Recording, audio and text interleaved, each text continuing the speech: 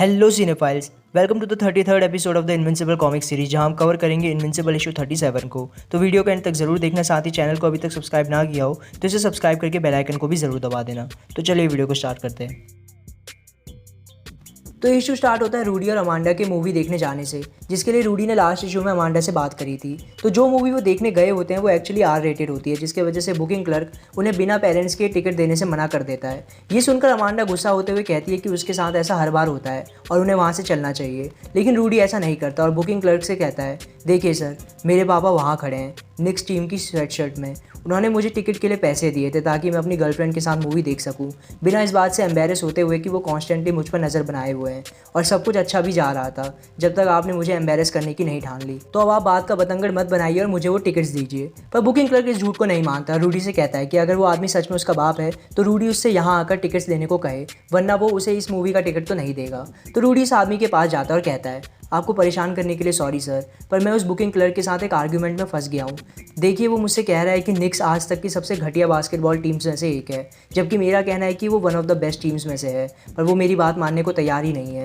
क्या आप इसमें मेरी हेल्प कर सकते हैं? तो उस आदमी की फेवरेट टीम का नाम लेकर रूडी उसे इमोशनली फंसा देता है और वो आदमी बिना कुछ पता करे वहीं से चिल्लाते हुए कहता है, हे बड़ी, बच्चे की बात सुन लो, वो सच कह रहा है। ये सुनकर वो क्लर्क ना सिर्फ रूडी को टिकट देता है बल्कि रूडी से सॉरी भी कहता है, जिसके बाद अमांडा और रूडी वो मूवी देखने चले जाते हैं। सीन चेंज होता है, हम चलते हैं विलियम के पास, जिसे डीए सिनक्लेयर ने पकड़ रखा होता है। तो लास्ट इशू के कंटिन्यूएशन में ही विलियम सिनक्लेयर से कहता है, वो बस किसी भी पल इस दीवार को तोड़कर मुझे बचाने आता ही होगा। लेकिन कुछ देर तक मार्क के ना आने पर विलियम खुद से कहता है, आई एम स्क्रूड। सिनक्लेयर उसकी इस बात को सुन लेता है और कहता है, हाँ, पर एक अच्छे कॉज के लिए। जिसके बाद सिनक्लेयर उसे एक इंजेक्शन लगाकर कहता है, ये तुम्हें सुन्न कर देगी, जिससे मैं तुम्हारी वोकल कॉर्ड्स को निकाल पाऊँ। मैं नहीं चाहता कि मेरे काम करने के दौरान तुम चिल्लाते रहो। वैसे मैं तुम्हें पेन किलर से भी भर दूंगा ताकि तुम्हें चिल्लाना ही ना पड़े, पर ऑनेस्टली ये चीप पेन किलर्स होंगे क्योंकि मैं अभी भी एक कॉलेज स्टूडेंट बजट पर चल रहा हूँ। उस इंजेक्शन से सुन्न होने की वजह से विलियम पड़े पड़े चिल्लाकर कहता है, मार्क, ये आदमी पागल है, मुझे बचाओ मार्क। तो इस टेंशन के माहौल में विलियम ये भी भूल जाता है कि उसे अपने दोस्त की सीक्रेट आइडेंटिटी मेंटेन करके रखनी थी।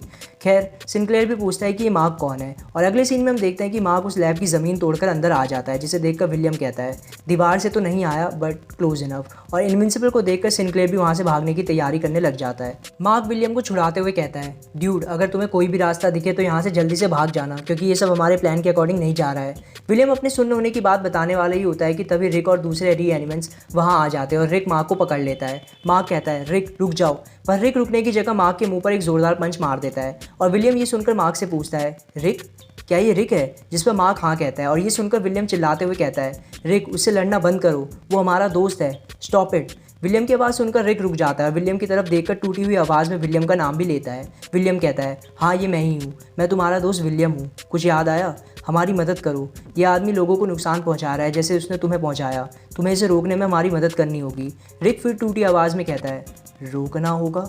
विलियम कहता है, हाँ, जैसे तुम स्टार्टिंग के लिए अपने उन दोस्तों को रोक सकते हो जो मार्क को नुकसान पहुंचा रहे हैं। और रिक अब थोड़ा थोड़ा होश में आने लग जाता है और विलियम की बात मानते हुए दूसरे रीएनिमेंट्स को पीटने लग जाता है। वहीं दूसरी तरफ भागने की तैयारी में अपना इंपॉर्टेंट सामान समेटते हुए सिनक्लेयर कहता है, ग्रेट, मुझे अभी इस लैब की आदत हो ही रही थी कि मुझे अब दोबारा कहीं और जाना पड़ेगा। वहीं मार्क रिक को थैंक्स कहकर विलियम के पास जाता है, ये सोचते हुए कि शायद उसने विलियम को पूरी तरह से फ्री नहीं किया था, इसलिए विलियम अभी तक वहीं पर है। और यही बात वो विलियम से गुस्से में भी कहता है और उसे वहाँ से भागने के लिए कहता है। पर विलियम मार्क को बताता है कि सिनक्लेयर ने जो ड्रग विलियम में इंजेक्ट किया होता है उससे विलियम की बॉडी एक तरह से पैरालाइज हो गई होती है, सिवाय उसके मुंह के। तो मार्क उसे अभी के लिए नीचे लेटा देता है, रिक की मदद करने चला जाता है। इतने में ही सिनक्लेयर अपना सारा सामान समेट कर वहाँ से भागने लगता है, पर मार्क उसे देख लेता है और उसके सामने जाकर कहता है, तुम्हें लगता है कि तुम कई लोगों के साथ ये सब करके ऐसे ही बच जाओगे? तुम्हें लगता है कि तुमने जो कुछ इन लोगों के साथ किया, जो मेरे दोस्त के साथ किया, उसकी भरपाई नहीं करनी होगी? सिनक्लेयर जवाब देता है, आई एम सॉरी, पर तुम काफ़ी अनइंटेलिजेंट हो ये समझने के लिए कि मेरे इस काम से क्या क्या अच्छा। पर मार्क इतने में ही उसके मुंह पर एक पंच मार देता है, जिससे सिनक्लेयर का जबड़ा हिल जाता है और उसके कई दांत भी टूट जाते हैं। और इसी टाइम पर सेसिल भी अपने लोगों को लेकर वहाँ पर आ जाता है और मार्क को रुकने के लिए कहता है। जिसके बाद सीन फास्ट फॉरवर्ड होता है कुछ टाइम बाद में, जहाँ सेसिल मार्क को शांत करके बैठा देता है और सेसिल के लोग वहाँ मौजूद रीएनिमेंट्स को प्रॉपर ट्रीटमेंट के लिए पेंटागन ले जा रहे होते हैं। यहाँ हम ये भी गौर कर सकते हैं कि सेसिल के लोग उसी टेलीपोर्टेशन टेक्निक का यूज़ कर रहे हैं जिसका यूज़ करते हुए हमें सेसिल दिखता आया है। खैर, मार्क कहता है, आई एम सॉरी, मैं बेकाबू हो गया था, उस आदमी ने, उसने जो भी किया उससे मैंने अपना आपा खो दिया था। सेसिल कहता है इट्स ओके, तुमने यहाँ अच्छा काम किया, तुमने इन लोगों को बचाया और अपना काम पूरा किया। बस ये मत भूलो कि लास्ट टाइम तुमने अपना आपा खोया था तो क्या हुआ था। तो यहाँ सेसिल ऑब्वियसली आर्मस्ट्रॉन्ग लेवी की डेथ की बात कर रहा होता है। इतने में मार्क देखता है कि सेसिल के लोग विलियम को भी लेकर जा रहे होते हैं और मार्क इसका रीज़न पूछता है। सेसिल बताता है उसमें एक अननोन टॉक्सिन इंजेक्ट किया गया है, उसका इफेक्ट अब खत्म हो रहा है, पर हम उस पर कुछ टेस्ट करना चाहते हैं, ये चेक करने के लिए कि उसका कोई साइड इफेक्ट ना हो। और फिर मार्क रिक के बारे में भी पूछता है। सेसिल रिक के लिए कहता है हमारे बेस्ट लोग उस पर काम करेंगे, उसे रीस्टोर करेंगे, और जब हमारा काम पूरा हो जाएगा तब तुम रिक में कोई डिफरेंस नहीं बता पाओगे, पर हाँ उसे सब कुछ याद रहेगा। ये सब देखकर मार्क को काफ़ी बुरा लग रहा होता है, पर सेसिल उससे कहता है कि अब उसका काम यहाँ पूरा हो चुका है और वो वैसे भी रात भर जगा हुआ था, तो अब उसे अपने रूम पे जाकर आराम करना चाहिए। और मार्क सेसिल की बात मानकर वापस अपने हॉस्टल रूम में चला जाता है और हम देखते हैं कि इस टाइम तक ऑलरेडी सुबह हो चुकी होती है। अभी मार्क सोने के लिए बस लेटा ही होता है कि तभी उसके कॉलेज के डीन विंसलो का कॉल आ जाता है और मार्क विंसलो से मिलने के लिए चला जाता है। विंसलो मार्क को बताता है कि इस सेमेस्टर मार्क ने अपनी 80% क्लासेस मिस करी हैं और इस तरह के रिकॉर्ड के साथ उसे कॉलेज से भी बाहर निकाला जा सकता है। पर मार्क आर्ग्यू करता है कि इसके बावजूद भी वो अपना सारा काम सबमिट कर चुका है और उसके ग्रेड्स भी ठीक आ रहे हैं। लेकिन विंसलो बताता है कि इसके बावजूद उसकी कम अटेंडेंस की पेनल्टी लगने पर उसका पास होना भी मुश्किल हो जाएगा। जिसके बाद विंसलो थोड़ा कंसर्न होकर पूछता है तुम्हें कोई प्रॉब्लम तो नहीं है? क्या वजह है कि तुम क्लास में नहीं आ पा रहे हो? क्या तुम ड्रग्स ले रहे हो? मार्क कहता है नहीं, मैं कसम खाता हूँ। जिस पर विंसलो कहता है जो भी रीज़न हो मार्क, ये तुम्हारे फ्यूचर को हर्ट कर रहा है। फ्रैंकली मार्क, तुम अपने पोटेंशियल पर खड़े नहीं उतर पा रहे हो और इस बात से मैं डिसअपॉइंटेड हूँ। जो भी चीज़ तुम्हें डिस्ट्रैक्ट कर रही है तुम्हें उसे रोकने का तरीका ढूंढना होगा, नहीं तो तुम अपस्टेट यूनिवर्सिटी में ज़्यादा टाइम नहीं रुक पाओगे। Do you understand? मार्क कहता है मैं समझ गया सर, मैं इंप्रूव करूँगा, आई प्रॉमिस। जिसके बाद मार्क बाहर जाकर बिना कॉस्ट्यूम के ही हवा में उड़कर अपनी यूनिवर्सिटी की तरफ देखकर कहता है मेरी लाइफ में अभी बहुत कुछ चल रहा है। जिसके बाद सीन फास्ट फॉरवर्ड होता है, हम चलते हैं एम्बर के हॉस्टल रूम में, जहाँ लास्ट वॉल्यूम में दिखाया लड़का गैरी भी मौजूद होता है। तो गैरी और एम्बर यहाँ वो बुक शेयर करते हुए अपनी क्लास की बातें कर रहे होते हैं कि तभी मार्क डायरेक्ट एम्बर की खिड़की पर नॉक कर देता है, पर फिर मार्क गैरी को देखकर छुप जाता है। गैरी खिड़की की तरफ देखकर कहता है ये क्या हुआ? जिस पर एम्बर बात संभालते हुए कहती है ये मेरा बॉयफ्रेंड होगा, आई थिंक उसने कुछ पत्थर वगैरह फेंका होगा, वो कभी कभी ऐसा करता है, ये बताने के लिए कि वो यहाँ आ चुका है। गैरी पूछता है बॉयफ्रेंड, मेरे यहाँ होने से तुम किसी प्रॉब्लम में तो नहीं पड़ जाओगी ना?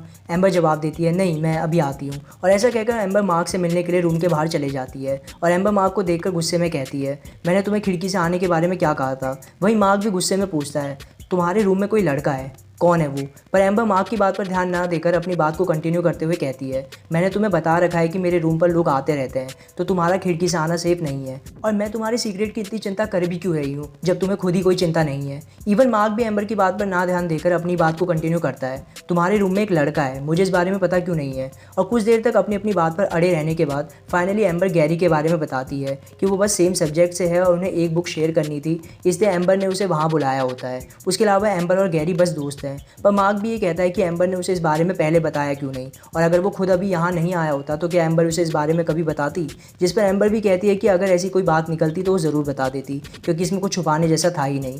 जिसके बाद एम्बर मार्क से पूछती है ये जेलेसी क्या आगे भी रहने वाली है? पर इससे पहले मार्क कुछ जवाब देता सेसिल ईयरपीस के थ्रू मार्क से कहता है कि विलियम अब पूरी तरह से ठीक है और वहाँ से जा सकता है, अगर मार्क खुद आकर उसे ले जाना चाहे तो वो उसे ले जा सकता है। और ये सुनकर मार्क एम्बर को बाद में कॉल करने के लिए कहकर फिलहाल के लिए पेंटागन चला जाता है। पेंटागन में मार्क सेसिल से पूछता है तो विलियम अब पूरी तरह से ठीक है, उस पर कुछ परमानेंट इफेक्ट तो नहीं हुआ है ना? सेसिल जवाब देता है वो ठीक है और तुम्हारे बारे में पूछ रहा था, मुझे तुम पर गर्व है कि तुमने उसे हमारे बारे में अभी तक कुछ नहीं बताया था।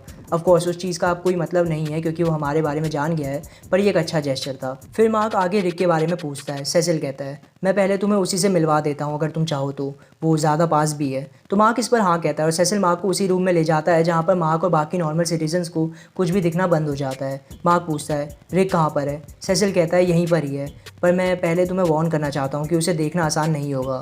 फिर सेसिल अपने आदमी से कहता है मुझे सब्जेक्ट 979839G पर स्पॉटलाइट चाहिए। और फिर यहाँ हमें रिक और उस पर काम कर रहे दो आदमी दिखते हैं और जैसा आप देख ही सकते हैं कि रिक के कई बॉडी पार्ट्स गायब हो चुके होते हैं और उसकी हालत बड़ी ख़राब दिख रही होती है। सेसिल बताता है इसकी हालत उतनी भी ख़राब नहीं है जितनी दिख रही है, वो अभी कुछ फील नहीं कर पा रहा है, उसके वोकल कॉर्ड्स को काफ़ी नुकसान पहुँचाया गया था पर अब वो हील कर रहे हैं और हम उसे फुल्ली रिपेयर भी कर देंगे। उसकी लेफ्ट आर्म काट दी गई थी जिसके लिए हम साइबरनेटिक्स आर्म लगाने के अलावा और कुछ भी नहीं कर सकते हैं, पर जब हमारा काम पूरा हो जाएगा तो ये 100% नॉर्मल ह्यूमन जैसा ही दिखेगा, अनलेस कि ये किसी मेटल डिटेक्टर में जाए। स्पॉटलाइट बंद कर दो। मार्क ये सब देखकर गुस्से में सिनक्लेयर को गालियाँ दे रहा होता है और कहता है कि अगर सेसिल ने उस दिन उसे रोक नहीं लिया होता तो वो शायद सिनक्लेयर के साथ कुछ और भी बुरा करता। पर सेसिल मार्क को शांत करवा के कहता है अच्छा हुआ कि मैंने तुम्हें रोक दिया, उसके लिए फ़िलहाल टूटा हुआ जॉय काफ़ी है। डोंट वरी मार्क, उसके साथ वही होगा जो वो डिज़र्व करता है। कम ऑन, मैं तुम्हें विलियम के पास ले जाता हूँ। तो विलियम के पास जाने पर मार्क और हम देखते हैं कि वो पूरी तरह से ठीक होता है और एक्चुअली वहाँ आकर काफ़ी एक्साइटेड और खुश भी होता है। विलियम मार्क से ये भी पूछता है कि उसने पहले उसे ये क्यों नहीं बताया कि वो गवर्नमेंट के लिए काम करता है, जिस पर मार्क कहता है कि क्योंकि वो एक सीक्रेट था। जिसके बाद मार्क उससे चलने को कहता है और विलियम इस बात से खुश होता है कि उसे फिर से उड़कर जाने का मौका मिलेगा। और सीन यहाँ से चेंज होता है और हम चलते हैं गार्जियंस के हेडक्वार्टर्स में, जहाँ अमांडा रूडी से कहती है कि लास्ट नाइट रूडी के साथ मूवी देखना उसने काफ़ी इन्जॉय किया, जिस पर रूडी भी कहता है कि उसे भी काफ़ी मज़ा आया और उन्हें दोबारा कभी प्लान बनाना चाहिए। जिस पर अमांडा कहती है मतलब अगर इसे हम रेगुलर थिंग बना ले तो मुझे कोई दिक्कत नहीं होगी। वैसे मैं ये पूछना चाह रही थी कि क्या तुम्हारी बॉडी क्या ये नेचुरली एज करेगी? रूडी कहता है हाँ, पर क्यों? अमांडा कहती है ओह, मैं बस ये उम्मीद कर रही थी कि हमारे पास कुछ और साल हो जिसमें हम बिना लोगों के सामने ऑकवर्ड फील किए साथ में घूम सके। रूडी जवाब देता है अच्छा हुआ तुमने ये बात उठाई, मैंने तुम्हारे एजिंग प्रॉब्लम का सोल्यूशन ढूंढना बंद नहीं किया है। इनफैक्ट मुझे रिसेंटली इसमें एक ब्रेक थ्रू मिला है। आई थिंक मैंने एक्चुअली तुम्हारा इलाज ढूंढ लिया है। अगर ये काम कर जाता है तो तुम फिर से नॉर्मली एज कर पाओगी। पर अमांडा उदास होते हुए कहती है देखो गलत मत समझना, मैं कई टाइम से ऐसी हालत में हूँ, तो मैं तभी बिलीव करूँगी जब सच में कुछ चेंज दिखेगा। जिसके बाद हम वापस चलते हैं पेंटागन की जेल में, जहाँ हम सिनक्लेयर को अपने टूटे हुए मुंह के साथ एक जेल में बैठा देखते हैं। तभी जेल के बाहर से किसी की आवाज़ आती है जो कहता है कंफर्टेबल हो? आई थिंक नहीं, क्योंकि ये जेल उसके लिए बनी ही नहीं है। डोंट वरी, तुम यहाँ ज़्यादा टाइम तक नहीं रहोगे। एक्चुअली मुझे तुम्हारे काम में काफ़ी इंटरेस्ट है, तुम्हारे रीएनिमेंट काफ़ी रिमार्केबल है, मैं इम्प्रेस हुआ हूँ। सिनक्लेयर उसे देखकर जवाब देता है तुम वही हो, मेरी छोड़ी हुई सभी लैब्स को कभी कोई नहीं ढूंढ पाया, और जब किसी ने ढूंढा भी तो तुमने ही उसकी एग्जिस्टेंस को कवर अप कर दिया। तुम ही ये सब कर रहे होगे। तुम मुझे ढूंढ नहीं पाए थे, पर तुम पुलिस या किसी और लोकल लॉ इन्फोर्समेंट को भी मुझे ढूंढने नहीं देना चाहते थे। मुझे लगता है कि अभी भी मेरा पकड़ा जाना पब्लिक को पता नहीं है। क्यों? बाहर खड़ा इंसान जवाब देता है नहीं, उन्हें नहीं पता। तुम्हारा कोई क्रिमिनल रिकॉर्ड नहीं रहेगा, ना ही तुम्हें किसी तरह की कोई सज़ा होगी, एज लॉन्ग एज तुम हमारी शर्तों को मानकर काम करो तो। और अगले सीन में हम देखते हैं कि ये आदमी और कोई नहीं बल्कि खुद सेसिल होता है, और सेसिल अपनी बात को पूरा करते हुए कहता है DA. Sinclair, United states government तुम्हें एक जॉब ऑफर करना चाहेगी। तो ये देखकर हमें समझ आता है कि इतने सारे लोगों के गायब होने के बावजूद भी पुलिस अभी तक सिनक्लेयर के खिलाफ कोई ठोस कदम क्यों नहीं उठा पा रही थी। साथ ही ये भी कि क्यों सेसिल ने उस दिन मार्क को सिनक्लेयर को और नुकसान पहुंचाने से रोक दिया था, क्योंकि सेसिल खुद सिनक्लेयर से कुछ काम निकलवाना चाहता था। और फिलहाल सेसिल के ऐसा कहने के साथ इशू 37 यहाँ पर खत्म हो जाता है। तो कमेंट्स में बताना कि आपको क्या लगता है कि सेसिल यहाँ सिनक्लेयर से क्या कराने की सोच रहा है, और क्या सेसिल भी कहीं कोई ईविल पर्सन तो नहीं है। अपनी राय कमेंट्स में ज़रूर बताना। उसके अलावा अगर वीडियो पसंद आई तो इसे लाइक करके अपने दोस्तों के साथ भी ज़रूर शेयर करना, और चैनल को सब्सक्राइब ना किया हो तो वो भी कर लेना। तो आज के लिए बस इतना ही। So thank you for watching Cinephiles. मिलते हैं नेक्स्ट वीडियो में।